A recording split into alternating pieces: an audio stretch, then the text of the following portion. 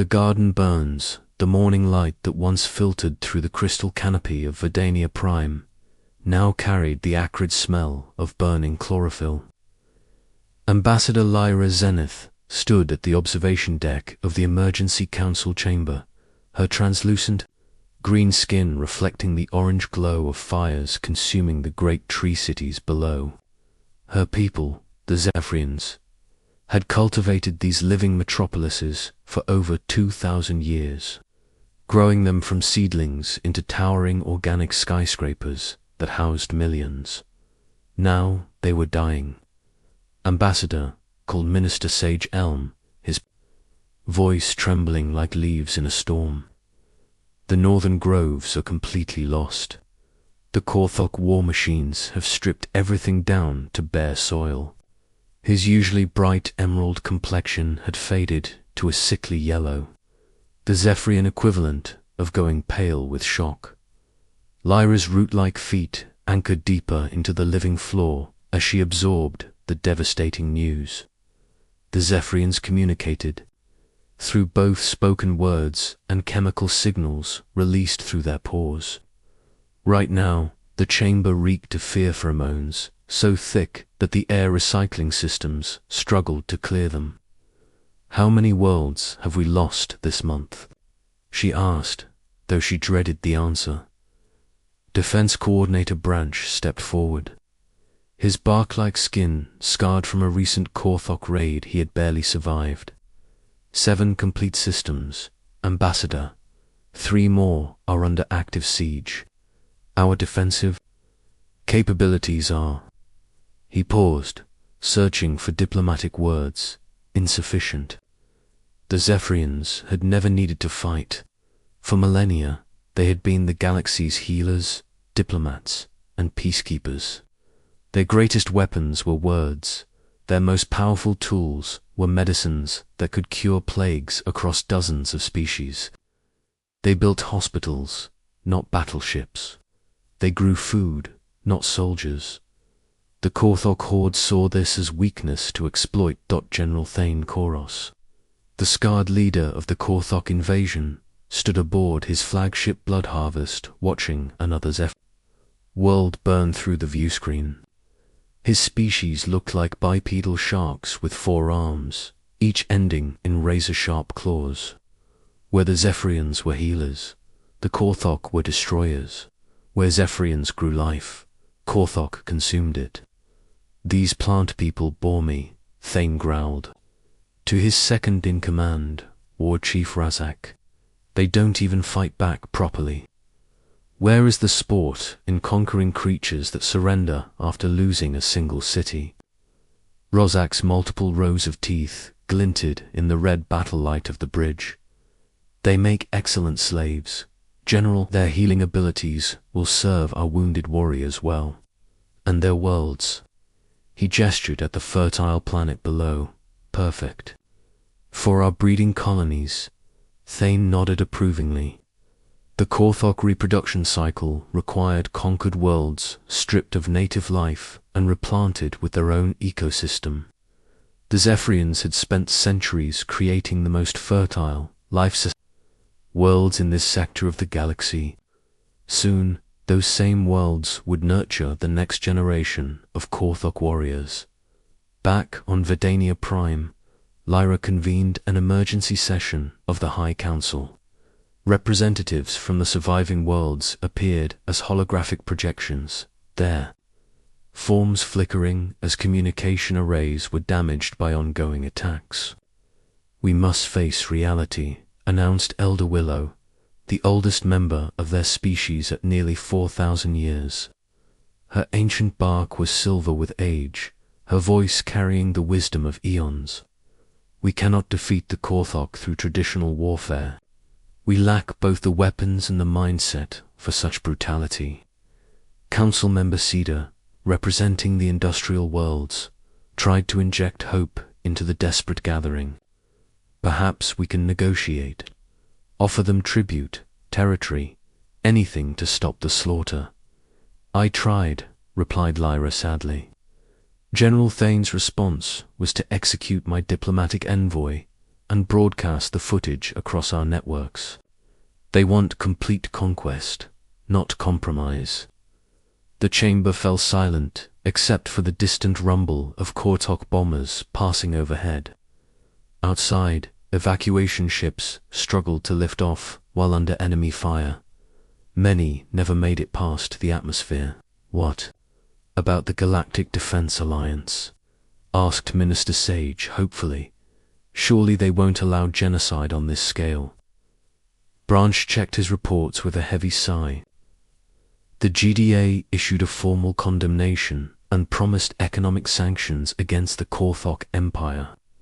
Meanwhile, their own borders are closed to refugees, citing security concerns about our rapid reproduction rate. It was true, Zephyrians could reproduce quickly when threatened, creating thousands of seedlings in emergency situations. Other species feared this ability, seeing it as a potential invasion threat rather than a survival mechanism. The academic consortium of Peaceful Worlds has offered to preserve our cultural records, added Elder Willow bitterly. They want to study us after we're extinct. Lyra felt the crushing weight of leadership as she realized the horrible truth. Her people were alone. The galaxy's so-called civilized species were content to watch the Zephyrians die rather than risk their own soldiers against the Korthok war machine. "We have one option left," she announced, her voice carrying across the chamber and to every surviving world simultaneously. A general distress call. Not to specific governments or alliances, but to every species capable of receiving our transmission. Someone, somewhere, might still believe in helping others. Council Member Oak, the most pessimistic member of their group, shook his massive head. "Ambassador, we've already contacted every major power. Who else is there?" "The unknown," Lyra replied firmly. "There are species beyond our normal diplomatic channels. Worlds we've never visited. Civilizations we've only detected through long-range sensors. If we broadcast on all frequencies, in all languages our computers can generate, perhaps we'll reach someone willing to help." Elder Willow's ancient eyes focused on something beyond their current crises. "There are rumors," she said slowly, "of a species that calls itself human. Our deep space monitors have detected their transmissions from a system they call Soul. Their communications suggest they are unusually violent, even for carnivorous species."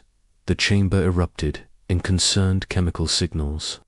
Zephyrians instinctively feared predator species, having evolved as prey animals on their homeworld.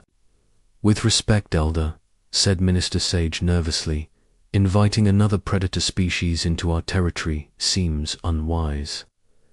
How do we know they wouldn't simply replace the Korthok as our conquerors?"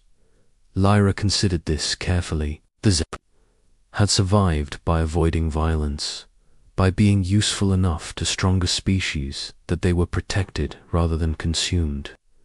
But that strategy had failed against the Korthok, who saw utility only in slaves and fertile worlds. "Because," she said, "finally, we're already dying. Any change to our current situation is better than extinction." The vote was close, but eventually passed. Lyra walked to the communication station, her movements slow and deliberate. This message might be the last official act of the Commonwealth. "Begin recording," she instructed the technician. The red light indicated they were broadcasting across the galaxy on every frequency their systems could generate. Lyra looked directly into the camera, knowing this plea would travel to countless worlds, most of which would ignore it. "This is Ambassador Lyra Zenith of the Zephyrian Commonwealth. Our people face extinction at the hands of the Korthok Horde. We are a peaceful species with no military tradition, and our defensive capabilities have proven inadequate. In the past 3 months, we have lost half our population and 2/3 of our worlds. She paused, gathering strength for what came next. We offer knowledge of advanced agriculture, medical techniques that can heal species across biological barriers, and technologies for sustainable environmental management. Our scientists have developed cures for over 300 galactic diseases. Our engineers can grow cities that live in harmony with their ecosystems. We have art, music, and literature spanning millennia of peaceful civilization. Another pause, as explosions lit up the sky behind her through the chamber's transparent walls. We can offer friendship, gratitude, and everything we have built over thousands of years. In return, we ask only for help surviving the next few weeks. Any aid would be appreciated. Military assistance, evacuation support, or even temporary shelter for our refugees. The sounds of battle grew closer. Korthok ground forces were landing in the capital district. We have perhaps days before our final world falls. If anyone receives this message and possesses both the ability and will to help a dying species, please respond to these coordinates. We will be waiting. The transmission ended. Lyra slumped against the console, exhausted by the effort of maintaining hope while watching her civilization burn for 6 hours. Their communication arrays picked up nothing but the usual galactic background chatter. Then, just as Korthok warriors began breaching the outer defenses of the government complex, an incoming signal appeared on their screens. The message was short, transmitted in perfect Zephyrian. "This is Captain Sarah Chen of the Human Defense Fleet. We have received your distress call and are responding immediately. Hold your position. Help is coming." The entire chamber fell silent. In the distance, the sound of weapons fire grew closer as Korthok forces fought through the city's remaining defenders. "How long until they arrive?" asked Branch desperately. The communications officer checked his instruments twice before answering. "According to their transmission data, they're already here." Through the transparent walls of the chamber, new lights appeared in the burning sky above Verdania Prime. Not the red glow of Korthok warships, but clean white lights arranged in perfect military formation. The humans had arrived. The wolves. Answer Captain Sarah Chen stood on the bridge of the battleship US Retribution, watching the tactical display show the carnage below. The Zephyrian homeworld looked like a garden that had been set on fire and then trampled by giants. Massive craters marked where the alien plant cities had once stood, while Korthok landing ships continued to deploy ground forces across the planets. "Surface, what's our assessment of enemy forces?" she asked her tactical officer, Lieutenant Commander James Wright. "Approximately 40 Korthok warships in orbit, ranging from destroyers to that massive dreadnought at the center of their formation. Estimated 15,000 ground troops already planetside, with more landing every hour." Wright's voice carried the flat professionalism of a career military officer. "They've got the system locked down tight, Captain." Sarah nodded, studying the data scrolling across her screens. The Human Defense Fleet had responded to the Zephyrian distress call with Task Force Shepherd, 12 heavy cruisers, 8 destroyers, 4 assault carriers, and her flagship.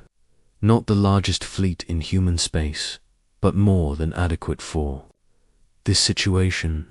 "Sir," called Communications Officer Lisa Park, "we're receiving multiple hails from the Korthok fleet. They're demanding we identify ourselves and withdraw immediately." "Put the lead ship through," Sarah ordered. The main screen flickered, revealing the scarred face of General Thane Koros. his shark-like features twisted into what humans might recognize as a predatory grin, displaying multiple rows of razor-sharp teeth. Unknown vessels, Thane growled, his voice carrying the arrogance of someone accustomed to immediate surrender. You have entered Korthok territorial space. Withdraw now or be destroyed. We claim this system by right of conquest. Sarah stepped forward, her expression calm but her dark eyes holding a dangerous glint. At average height, with short black hair and unremarkable features, she looked nothing like the galaxy's typical image of a warrior. The Korthok general probably dismissed her as another weak species seeking to negotiate. General Thane Koros, she said, having already researched the enemy commander during their approach. This is Captain Sarah Chen of the Human Defense Fleet. We're here responding to a distress call from the Zephyrian Commonwealth. You have one opportunity to withdraw your forces from this system peacefully. Thane's laughter was like breaking glass. Humans, I've never heard of your species. You must be from some insignificant world on the galactic rim. Take your handful of ships and run back to whatever backwater system spawned you. I'll take that as a refusal to withdraw, Sarah replied evenly. All ships, weapons free. Begin Operation Garden Shield. The transmission ended, and the bridge of the Retribution transformed into controlled chaos. Officers called out target assignments, while tactical displays lit up with firing solutions. Sarah had spent 20 years in the Human Defense Fleet, rising through the ranks during humanity's expansion into galactic space. She had seen too many peaceful species bullied by predators who mistook civilization for weakness. Ma'am, Wright reported, the Korthok fleet is moving to intercept. They're launching fighter squadrons. Sarah watched the enemy ships accelerate toward her task force with the confidence of predators who had never faced real opposition. The Korthok had built their empire by conquering civilized species that had forgotten how to wage war. They were about to discover the difference between civilization and pacifism. Launch Valkyrie squadrons, she ordered. All ships, engage at maximum range. What happened next would be studied in military academies for generations. The human ships opened fire simultaneously, their weapons systems designed by a species that had learned warfare through necessity rather than choice. Railgun projectiles accelerated to significant fractions of light speed, while directed energy weapons cut through space with surgical precision. The first Korthok destroyer simply ceased to exist, vaporized by a direct hit from the Retribution's main gun. 2 more ships exploded as human missile swarms overwhelmed their point defense systems. Within minutes, the confident Korthok formation had become a scattered group of ships, desperately trying to close range while taking catastrophic losses. On Verdania Prime, Lyra and her council watched the battle through their orbital monitoring stations. The ambassador's photosynthetic skin had turned bright green with shock as she witnessed the systematic destruction of the invincible Korthok fleet. How is this possible? Whispered Minister Sage, his chemical signals broadcasting pure amazement. The Korthok have conquered dozens of systems. Their military is supposed to be unstoppable. Elder Willow, despite her advanced age, moved to the tactical display with surprising speed. Look at their ship designs, she said, pointing with a gnarled root finger. The human vessels are built like fortresses. Heavy armor, redundant systems. Weapons mounted for maximum coverage. These are ships designed by a species that expects to be shot at. Branch was analyzing the combat data streaming from the orbital sensors. Their targeting accuracy is incredible. Every shot hits exactly where it will cause maximum damage. And their formation flying ... He paused, struggling for words. It's like watching a single organism with multiple bodies. Above them, the space battle was reaching its conclusion. General Thane's dreadnought, Blood Harvest, which had been the terror of 3 sectors, was burning from multiple hull breaches. The human ships had surrounded it like wolves, bringing down a giant predator, coordinating their attacks to prevent escape. "General," shouted War Chief Razak from his damage control station. "Hull integrity is failing on decks 7 through 12. Our main guns are offline." Thane stared at the tactical display in disbelief.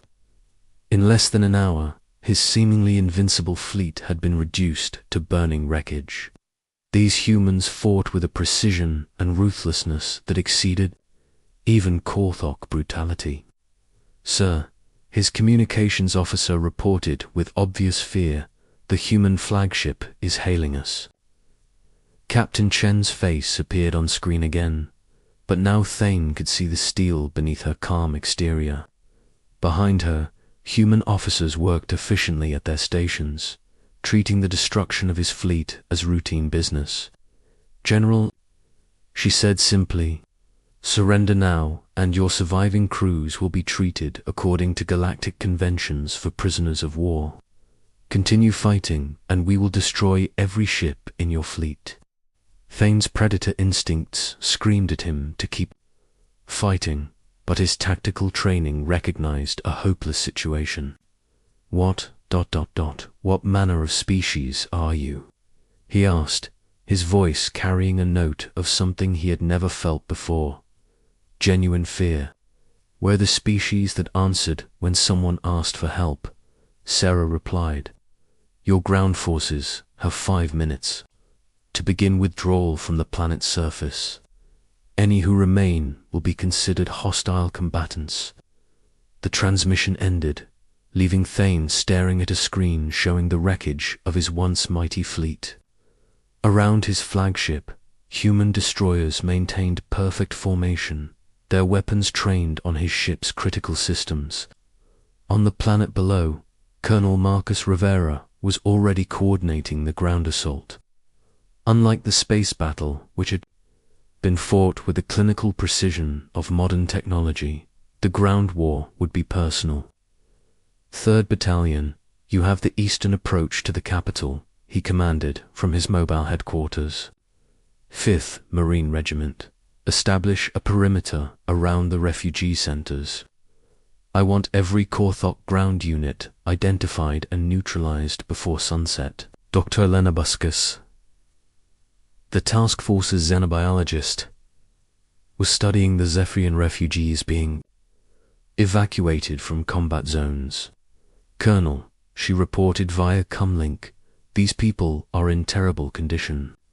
Malnutrition, injuries from energy weapons, and severe psychological trauma. They've been through hell." Rivera nodded grimly. The human military had strict rules about the treatment of civilians, especially refugees from conquered worlds, but those same rules were very flexible when it came to dealing with species that committed genocide. "Doc, get them to the medical ships as fast as possible. We'll handle the rest." The first Korthok ground unit to encounter human forces was a heavy assault company that had been executing civilians in the ruins of a Zephyrian hospital. Staff Sergeant Mike Torres led his squad through the rubble-strewn streets, following the heat signatures of enemy troops on his enhanced tactical display. "Contact front," he reported calmly as Korthok warriors opened fire with plasma weapons. 12 hostiles, heavy weapons, dug in around the medical complex. What followed was not a battle, but a demonstration of human military efficiency. Marines used coordinated fire and maneuver tactics that the Korthok had never encountered, where other species fought with courage or desperation. Humans fought with methodical precision, backed by superior technology and training. Within minutes, the Korthok position was destroyed. Torres's squad suffered no casualties while eliminating every enemy combatant in the area. Sweep complete, he reported, proceeding to next objective. Similar engagements were taking place across the planet as human ground forces systematically eliminated Korthok resistance. The alien invaders, who had terrorized peaceful species for generations, found themselves facing an enemy that was both more technologically advanced and more tactically sophisticated. Back in the emergency council chamber, Lyra watched the liberation of her world with mixed emotions. The humans were undoubtedly saving her people, but their methods were terrifyingly efficient. They fought like machines, showing no mercy to enemies while treating Zephyrian civilians with careful gentleness. Ambassador Branch reported, his voice filled with awe. Human ground forces have secured the capital. They're requesting permission to establish temporary medical facilities in the government district. Lyra nodded slowly. Granted, and Branch ... Arrange for me to meet with their commander. We need to thank our saviors properly. An hour later, Captain Chen materialed in the chamber via human teleportation technology, accompanied by Dr. Vasquez and Colonel Rivera. The three humans looked round the organic architecture with obvious interest, but their professional demeanor never wavered. Ambassador Zenith, Sarah said, offering what Lyra recognized as a human gesture of respect.